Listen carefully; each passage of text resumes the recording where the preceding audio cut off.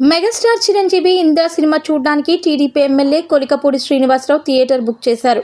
తిరువూరులో కృష్ణ థియేటర్లో కార్యకర్తలు వారి కుటుంబ సభ్యులతో కలిసి ఆయన సినిమా చూశారు. చిన్న పేపర్లు విసిరేస్తూ మెగాస్టార్పై తన అభిమానాన్ని చాటుకున్నారు. చిరంజీవి బర్త్డే సందర్భంగా ఇంద్ర మూవీని పలు థియేటర్లలో రిలీజ్ చేసిన సంగతి తెలిసిందే.